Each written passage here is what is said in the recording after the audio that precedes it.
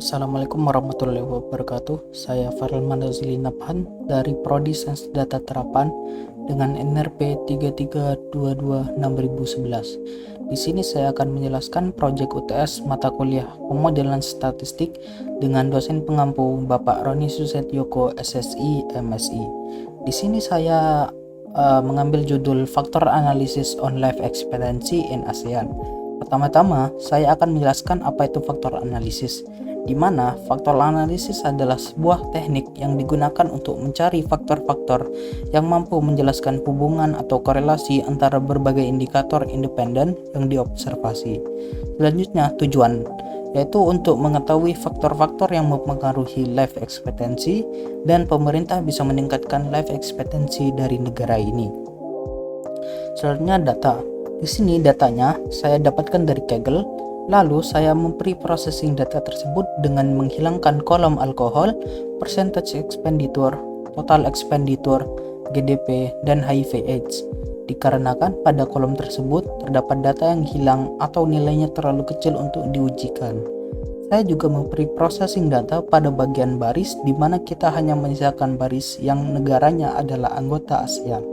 Tapi pada data ini tidak terdapat negara Laos dikarenakan pada data aslinya memang sudah tidak ada, dan juga terdapat batasan dalam hal tahun di mana datanya berkisar pada tahun 2000 hingga 2014. Di sini saya akan memperlihatkan list kolom yang ada pada data, yang mana ada 12 kolom yang bisa kalian baca sendiri.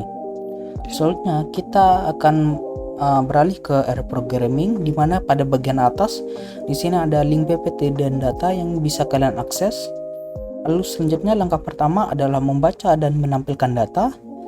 Yang pertama kita mengimport library yang akan kita gunakan selanjutnya. Lalu kita membuat variabel data yang berisi data yang akan kita gunakan.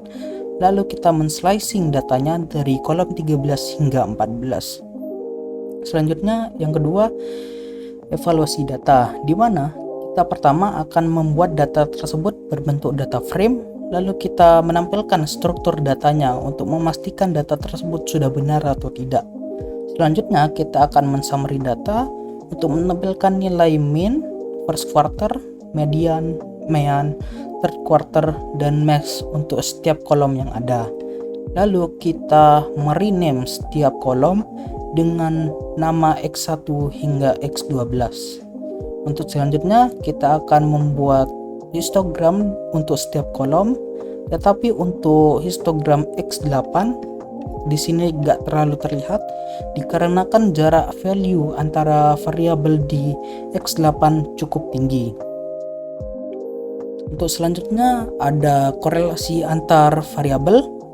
Di sini ada analisa korelasi antar variabel di mana X1 berkorelasi tinggi dengan X11, X2 dengan X1, X3 dengan X11, X4 dengan X8, X5 dengan X10, X6 dengan X7, X7 dengan X6, X8 dengan X4, X10 dengan X9, X9 dengan X10, X11 dengan X12, dan X12 dan X11.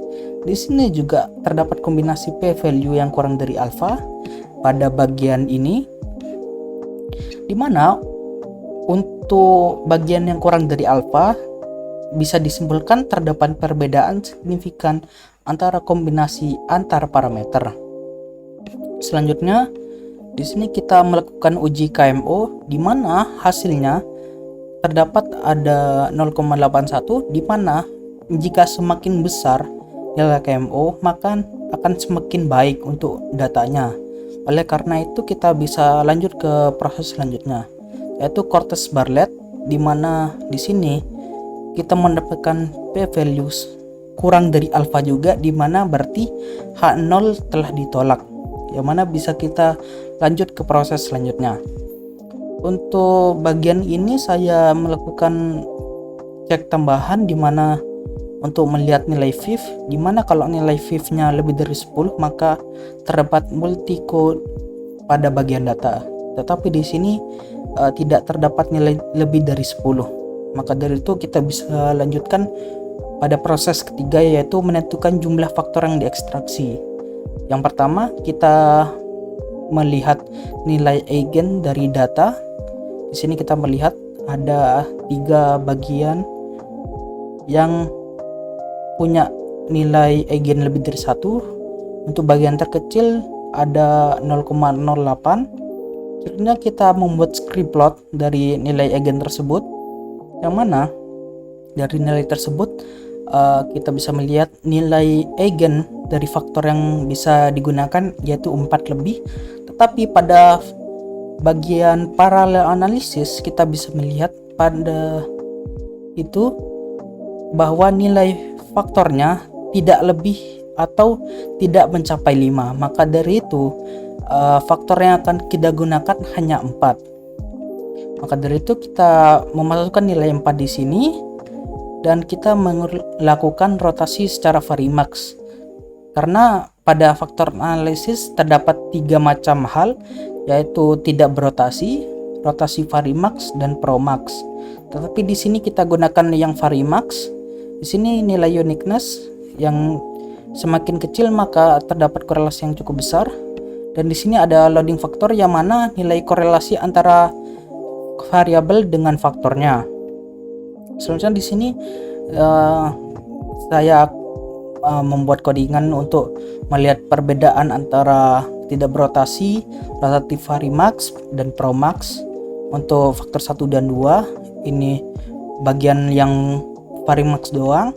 Ini faktor 34 dan ini faktor 34 yang yang Varimax doang. Setelah itu di sini terdapat hasil faktor analisis di mana kita bisa melihat di sini untuk faktor 1 diwakili oleh X1, X11, X12, dan X2 dan X3.